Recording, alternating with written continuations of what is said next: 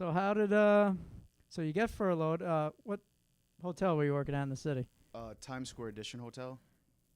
And what was like the restaurant there? It was the Terrace. There was like 3 different restaurants. It was like a 5-star hotel. It was really nice. It was one of the Marriott boutique hotels. John Fraser was a chef there. What was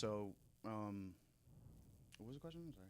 What hotel was it? Yeah, I mean, It- what restaurant was it? Yeah, Yeah, I worked at the Terrace. Terrace. Yeah, Nice. the Terrace in there. So you get laid off. Everyone's in bad mood. Most people just sat around on the couch, I would say. At least at first. I Yeah. did. But not you. How'd you think of starting to help people? I mean, well, before I got furloughed, Here, just pull it like this, facing us more. like this. Yeah, you yank it. Like Oh, it's pretty limber. Got you. There you go. I mean, before I lost my job, we had to fire our entire staff. So all the line cooks, everybody, and then it ended up being me and like 2 other sous chefs and executive chef, literally doing everything for the entire kitchen, prep everything in a giant hotel in New York City. So, and the covers went down from like Yeah. 300 to 2 covers a night. But so the first night that I lost my job, we went out, had drinks, and then I woke up the next day, and I had my entire fridge packed with food from the hotel, Yeah. and I woke up and I really didn't know my roommates because I was always working. So Yeah, the first day they're like, "Oh, can we eat some of this food?" Blah, blah, blah. I'm like, "Oh my god, I gotta get out of here." And so I called my uncle and I was like, "Can I come live with you?" And he was like, "Yeah, for sure." So I took an Uber XL, went to my uncle's house, and started making chicken parmesans. Mm-hmm. The first one was supposed to be for my grandma, and then I was like, let me just feed everyone's grandma. So I went to Restaurant Depot. I had $800 to my name. Wow. I bought I think it was like $652 and change. Everything for chicken parm, flour, egg, breadcrumb, to-go containers, and rigatoni alla vodka. Then I sold it on social media, and I donated a portion of the proceeds to Island Harvest and fed grandmothers for free. So it's kind of the same. What Carroll's Kitchen is now is kind of that same concept. Is that we sell food to the public in order to feed people in need. Yeah. Yeah. So had charity work been on your radar at all before that? Because looking at your bio, it seems like you wanted to be a chef from the jump, right? And Yeah. that's as if you've been on that track. I was, yeah. I mean, no, it wasn't. It wasn't planned at all. Not even. And when I started giving food away, I didn't even feel like I was doing charity. And then, like 2 weeks in, this girl was like, "Hey, we can apply to be a 501c3." And I was like, "What is that?" And then but I mean, from there, I bought every book I could on running nonprofits and watched every video on YouTube, and met with the heads of the biggest charities in Long Island, and they mentor me. So from what I learned from then till now is just incredible. It's crazy because, like, even now you're only in it almost a year, but it seems like you've been doing this forever. I Yeah. asked you, I was like, when did you start? You're like, March. Like, in that time, you learned a lot and you've grown a lot. Yeah. I mean, starting a 501c3, anybody can really do that, but keeping it going, it's Yeah. tough. Keeping it going is very tough. How many people would you say you feed a week now? Depends on so our elderly grandparent program, Yeah. that's like grandmas that live alone, or elderly people that live alone with Yeah. a caretaker. Grandpa's too. We Yeah, can- grandpas too. Don't worry. There's 900 people on the list, and we all 400 people a week just for that program. Wow. But then we do big events, so I mean, it really varies, and how much money we have. It's amazing. And, like, your website, everything is, like, professional, right? And it really does Sure. seem like you've been doing this forever.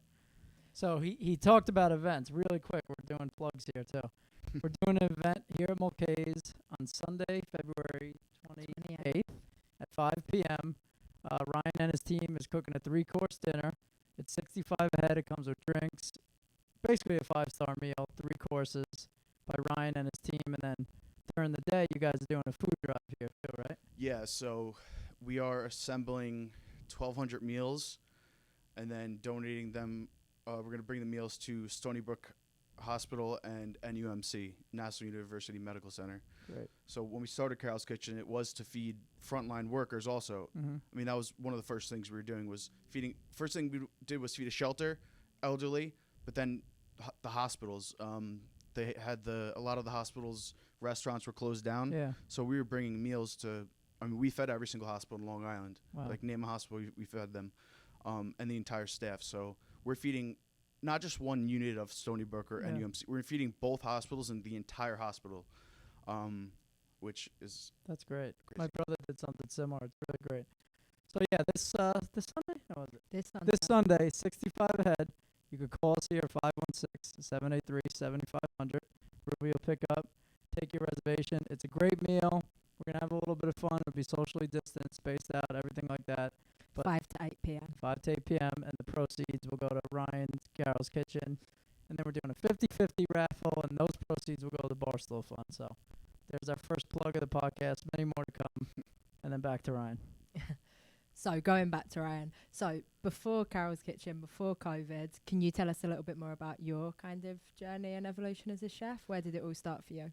Where did it start? So I'm from Sayville, Long Island originally, and I grew up working in restaurants, like fine dining restaurants. Started as a dishwasher, then busboy. Slowly made my way up, expediting, food running, doing prep, working the line, every station. You know, doing a little bit of everything. And Which is the hardest. yeah. Which is the hardest, like, position. Which Or the less thankless, maybe, you know. it depends. Dishwasher, probably. You probably get Dishwasher's- no credit there. It's tough. I mean, I don't know what's the hardest position. Probably like actually being a chef, like Yeah. exec sous chef in a like really busy restaurant in New York City. Yeah. Like I've worked in a bunch of. I've been living in the city past 7 years in the Hamptons, like working at some high end places, and it's like it is tough. Yeah. It is not easy, you know. Yeah, it looks stressful. And Yeah. chefs are usually always angry, Yeah. you know. It said, I was reading your bio, you went to the Culinary Institute. Yep.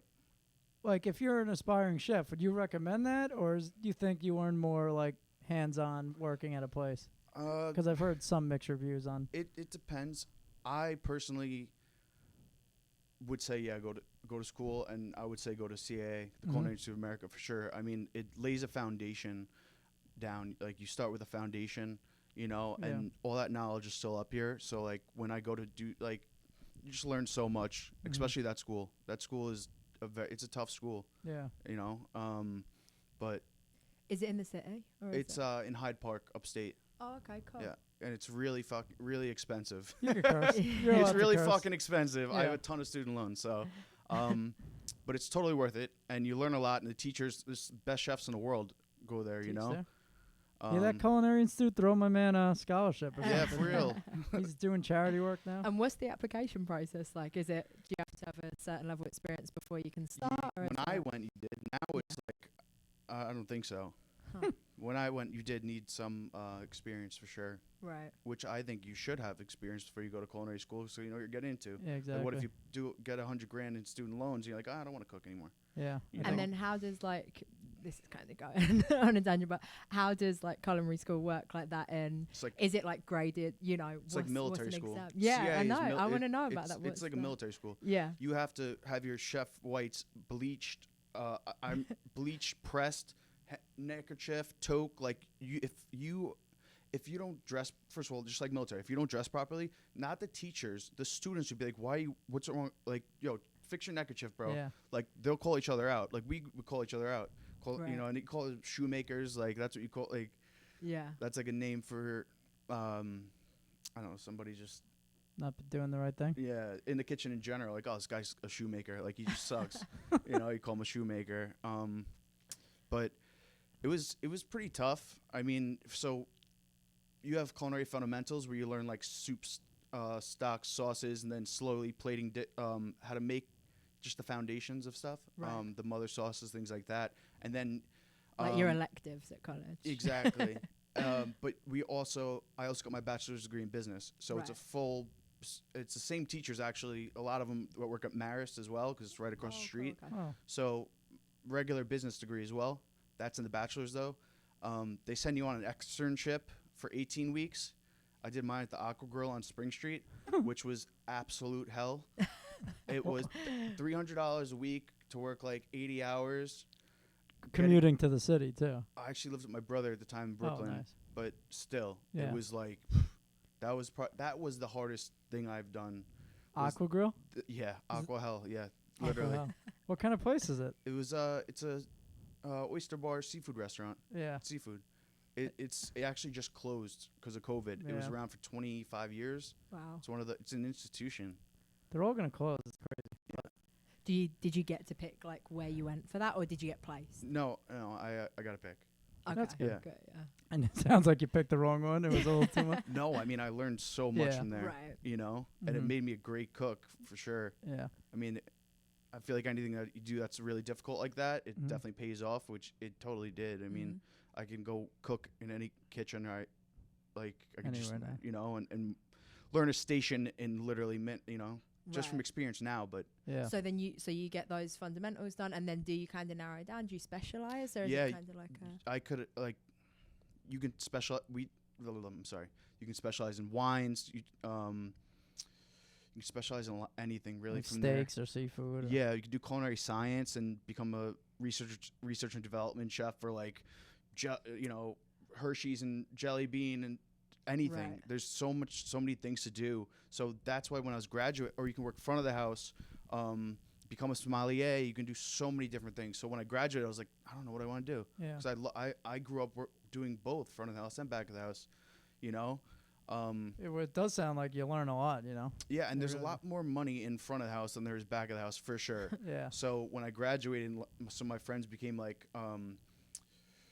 captains at like Danielle and Michelin star restaurants. Like, yeah, Mhm. dude, I'm making like 150K a year. I'm like, we're like 22 at the time, and I'm just becoming like an AM sous chef, making like 50 at most. Wow. And it's like, What are the captains though? Like the Oh, managers? Kind of thing? they're servers. Servers. The front oh. servers, they call them captains.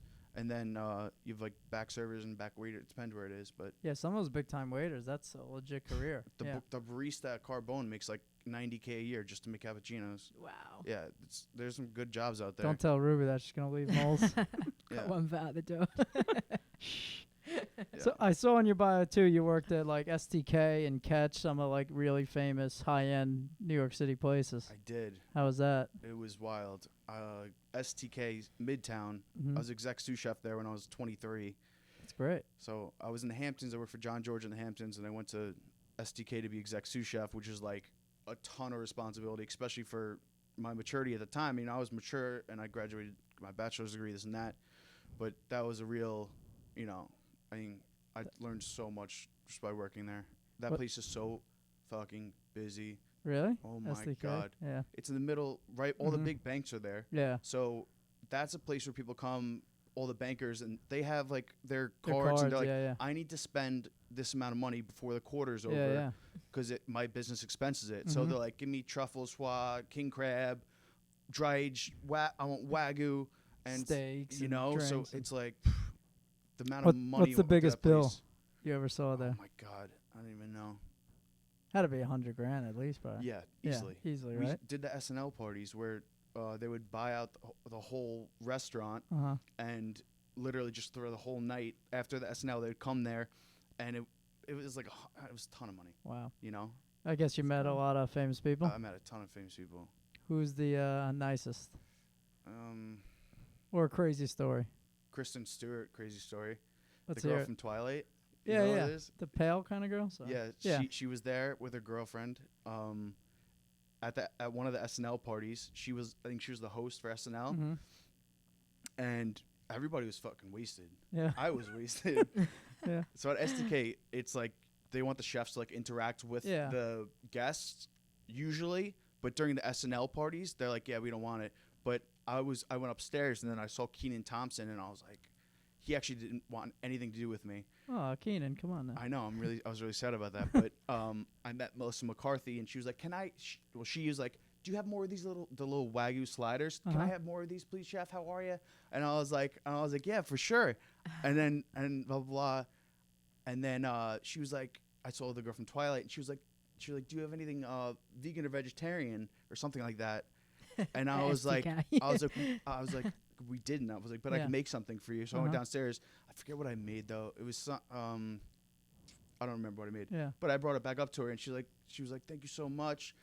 Blah blah blah blah. I started talking to her, and then we started taking shots Casamigos together. Nice. I'll send you the picture. I got a picture of me and Melissa McCarthy too. Mhm. She was fucking blackout wasted. Really? That's Yeah, awesome. and she I was- feel like her blackout looking for food is like her character. I hope she doesn't see this. I don't think Melissa McCarthy's watching a Mulcahy's thing, She but was scarfing down those little burgers all Oh my night God, long. that's like her That's characters. awesome, yeah, for real. Good for her. No, but she was cool. She was definitely cool.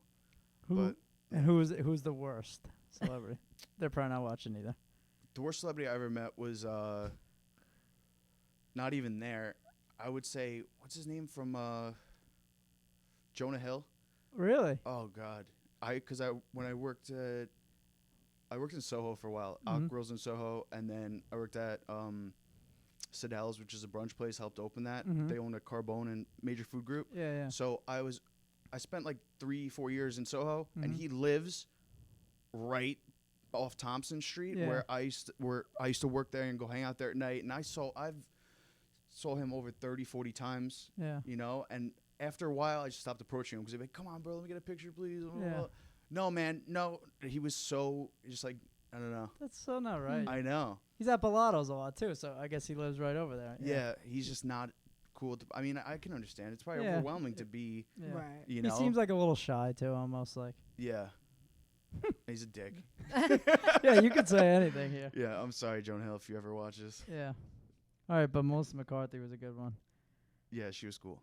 For real. What would you say is like the hardest part about working in like a high-end place like that or The people. fast pace? I mean, dealing with people, Mm-hmm. you know, it depends on the culture of the restaurant. When I was at Catch, oh my God, I don't even want to talk about it.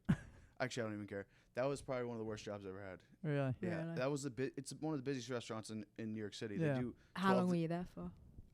almost a year. Okay. I was there before, right before Times Square Edition.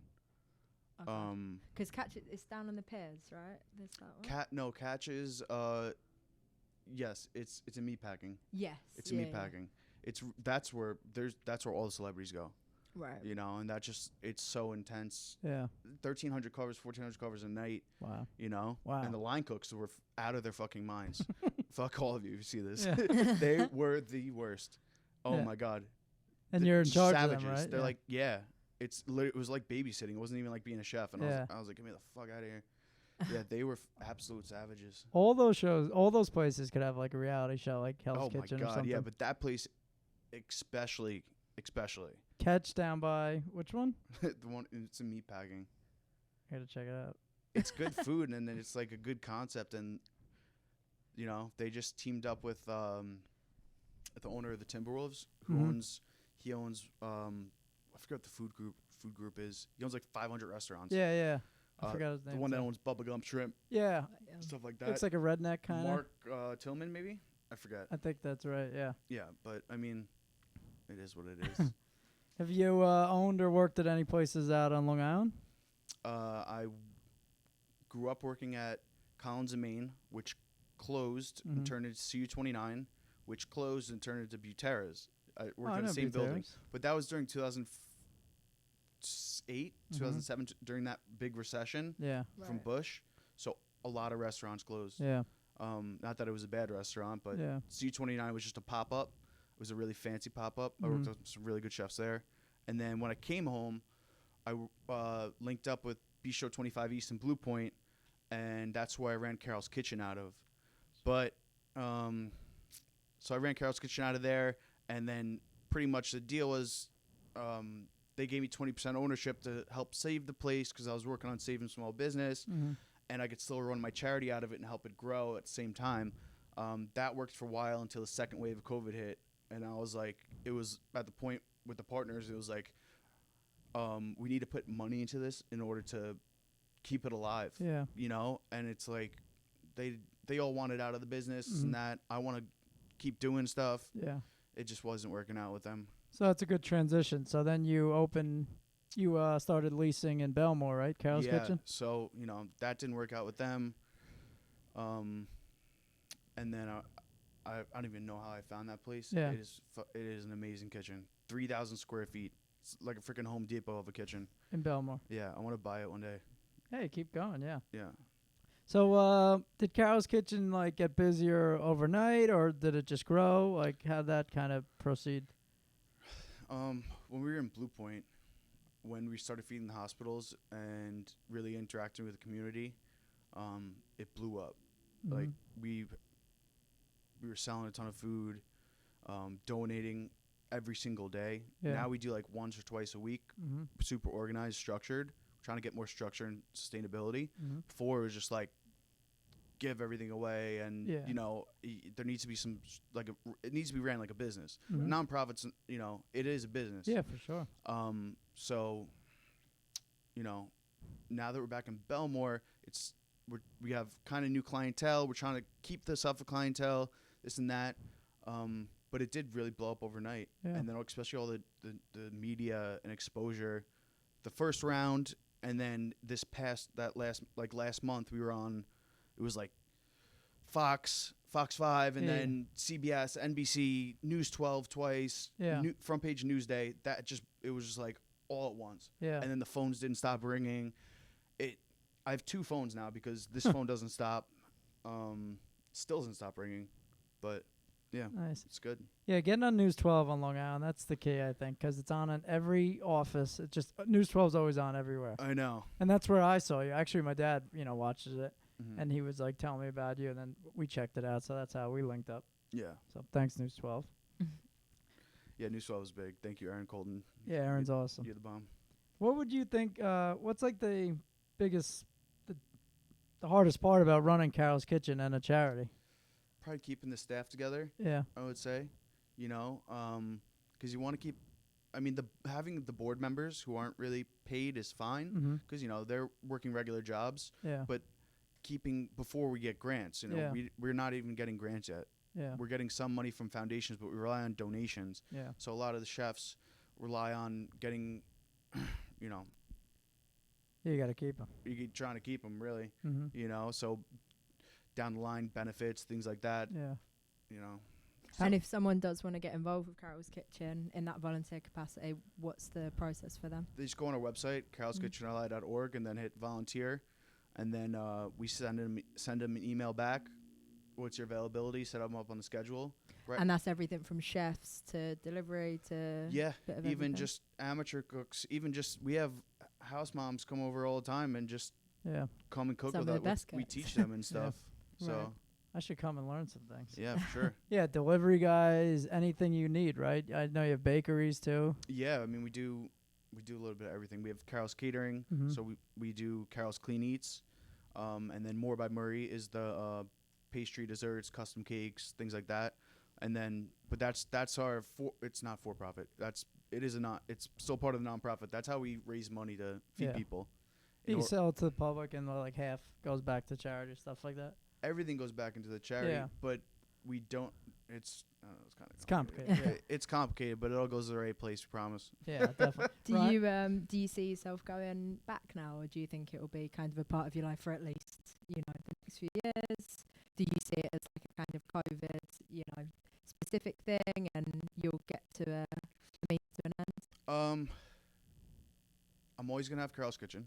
We're in the middle of writing grants, and a ton of grants, Nice. and we're gonna have programs always going to battle food insecurity, to feed people in need. So the program like Elderly Grandparent, where we have a list of people in need, just like once or twice a week we'll bring 500 meals to pretty much a Meals on Wheels. But I'm also in the middle of opening a restaurant, for-profit restaurant on the side. I can't really talk about exactly what it Okay. is yet, but it's going to be around this We'll area. let you know when it drops. Yeah, we'll let you know. It's going to be around this area. It's going to be absolutely fire. Stay tuned. But I think that's where I want to go with my life, is for-profit and non-profit.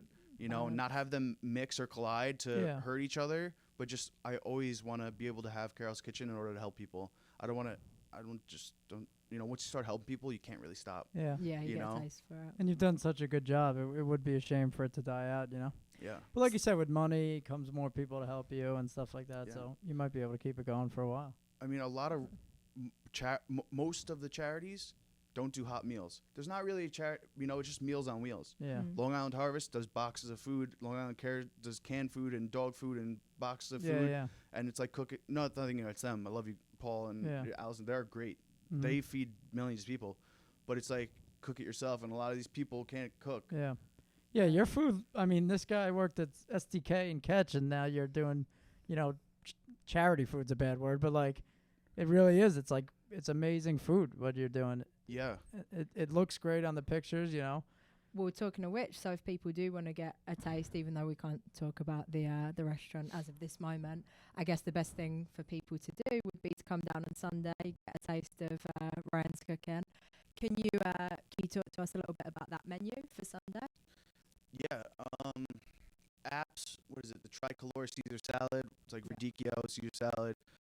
We have calamari, which is really fire. Mm-hmm. The breading alone, it's going to be one of the best calamari I've ever had. We got the secret breading mix that I've been working on for years. Nice. I forget what's the other app. Brada agrodolce with Brada and Chapata, I think it named it. And then entrees, bone-in short ribs that are smoked and braised. They're like absolutely fire. Yeah. They look amazing. Ravioli Yeah, with shrimp and alavaca sauce. And then the salmon. Salmon over risotto, mushroom risotto. Nice. And then there's something This else. is not no ordinary charity. This is legit. This is. Yeah, I wanted to like change the way people think about charity food. Yeah. You know, even just, I don't know, like not even the menu that we're doing or selling food. Mm-hmm. Just like what we give people is totally different than, people. I've been working on getting contracts with a couple different organizations, and I was like, they were like, this is what we're getting right now. And I'm like, what the hell is this? Yeah. It's literally like all canned, processed. It's like cafeteria food, prison food is what it is. It's like prison food. I've never been to prison, but it's what I assume prison food looks like. Yeah. And then the desserts are by Alex Murray, yeah. No relation to Tim. Great last name. Great. But those desserts, you see how thick I am? I was 175 when I came home. Yeah. And now I'm 243. Not all because of Chef Alex, but yeah, I'm not sweating in the kitchen as much as I used to be. Well, yeah, working in a New York City kitchen's a good workout, Well, yeah, that's it. For sure. What else? So just to let people know as well, on Sunday you can make a reservation through Moles, and then you are going to pick your menu beforehand. So if you get a chance to check that out, it's on our Instagram. You can find it on our website now as well, and you get to pick 3 courses from a little bit of what Ryan just described, and then it'll be ready for you on Sunday with an open bar. Yeah. One thing too, if someone can't make it to this event, or if they just want to help you out, if they watch this, they want to try your food, help you out. How does it work? People like just order from your website? You want to? Yeah. So you go right to our website, carrollskitchenli.org, and then you click on food court, and then you can click on Carroll's Clean Eats. There's 3 different logos: Carroll's Clean Eats, Carroll's Catering, More by Murray. We only have the 3 right now. Yeah. And then literally, if you go to Carroll's Clean Eats, it just says first name, last name, how to order, shows the menu, and it's pretty easy. It's super easy. You just place your order. And Clean Eats is like healthy and everything like that, right? Yeah, it's meal prep. We have vegan, keto, paleo, things like that. We sell a crap ton of those meals. Yeah. And it's free delivery to people's houses on Mondays. And just for like the, I know a lot of young people like that too, and getting the food, healthy meals and stuff like that. Ryan's is actually good. Most places aren't good. It's like sitting in the fridge and it gets all cold and crappy. Yeah. But I still get it every now and then. But yours looks great, so yeah, I'm gonna have to transition. Yeah. Trying to make healthy cool again. Yeah. For sure. We'll switch to Long Island a little bit just to get to know you a little bit more. Mm-hmm. What is your favorite restaurant in Long Island? Because we like to keep this podcast a little local. Sure. Yo, I really like Salumi. It's so funny you say that because I've been dying to try it. Yeah. Oh, I love that place. Shout out Salumi. Love you guys. It's just a great place. Like tapas, right? Yeah, tapas. Yeah, they make this pork belly sandwich on like ciabatta bread. It's got like a kimchi aioli, and it is just it's like an orgasm in your mouth every single time you take a bite. They do like charcuterie boards and stuff. Yeah. I went there the other night, and I live right around That's the corner. where I saw it on Instagram. Yeah. I'm such an idiot. It's so freaking good. On your Instagram. But if Small Batch by Tom Colicchio in Garden City is pretty fire. Nice. Really good, actually. And it's beautiful. They have an open kitchen. Small Batch. What was your favorite place in the city? Oh, wow. That's a tough one. Mm. It depends. I used to go on adventures. I still do. Yeah. With zero money, and I still do. Yeah. Like literally, like I can go. I I would go out eating with my friends, you know, go to Flushing and do trips Yeah. and eat for nothing, like under $100, you know, and eat like a king. And also all my friends work in restaurants and they're all chefs in restaurants. So it'd be like, I'd sit at the bar, get a drink, and they'd send me all the, you know, everything for free. I don't know. It's a really tough question. Try this, try that kind of thing. There's so, that's a tough one. So, we'll finish it up here, but what advice would you give an aspiring chef or anyone who wants to open a charity? That's kind of like a two-part People that want to question, open a charity, yeah. I would say get a good accountant. Definitely get a good accountant. Use QuickBooks because keeping the money together is super important, especially at the end of the year, which we did really good job of. Thank you, Amanda. You're awesome. And just for charity, I'd say just like be real. Yeah. You know, Mhm. like tell people what you want to do. If you want to, like, I want to feed people in need. Just do it. Yeah. You know, and then don't worry about the money. It'll come. Yeah. Chefs, same thing, especially like young cooks. I would work at the best restaurant that you can go to and be the dumbest person in the room, for sure. And then that's how you grow and learn. And don't rush anything. I rushed, you know, a sous chef exec sous chef at 23. Yeah. You know, it was great, but a part of me sometimes wishes, you know, that I took it slow, but I had so much experience beforehand, so you know, whatever. But take it slow, go to school, and just cook good food. Sounds like a plan. Yeah. Simple as that. One more thing. Do you have a favorite thing to make? That's a tough one too. It's like, what's your specialty question? Yeah. Yeah. What are you? Yeah. Like, are you like a steak guy, a seafood guy, like Italian pasta? Yeah, Like, I've worked in all different types of restaurant, you know, so I love cooking steak for sure. I love Italian food, I love seafood. I don't know. so you're more Right like, now, I'm into like smoking a barbecue. yeah, I guess now I'm getting older. I'm turning into like a dad, barbecue like, dad. yeah. These Check aren't out my new smoker. I'm gonna get New Balances. Yeah. You gotta get the But- dopey Nikes and New Balances. Exactly. I got a Traeger smoker, Yeah. pellet smoker. I'm like obsessed with it. I mean, you throw anything on there, cook it, you know, to 120 any piece of steak. It's phenomenal. Anything on there, Yeah. it just tastes better. You're going full dad now. Yeah. Yeah. I teamed up with actually Massapequa. Shout out to Andrew Breyer, from on Facebook, Massapequa Pitmaster Dads, and we did a fundraiser last month. They smoked like 70 racks of ribs for us. They were phenomenal. People were like, "Oh my God, these are the best ribs." They were like, I ate them. One of the best ribs I ever had in my life. Nice. So we're doing an event March 7th at St. Francis Church in Belmore, and they're gonna smoke like 100 racks of ribs. We're gonna sell them to people, to the public, and while giving food away to families in need. I might check Wow. that out too. Yeah. It's a good charity to follow because you eat good if you go to your events sure. and everything. And if you volunteer, you get free food. I'm in. Yeah. Last one. If you could draw like a perfect picture of Carroll's Kitchen and your career and you as a chef, like Ryan Carroll in 10, 15 years, what would that be? I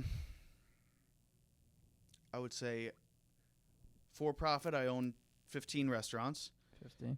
fast casual ones, maybe a couple fine dining. And then for charity,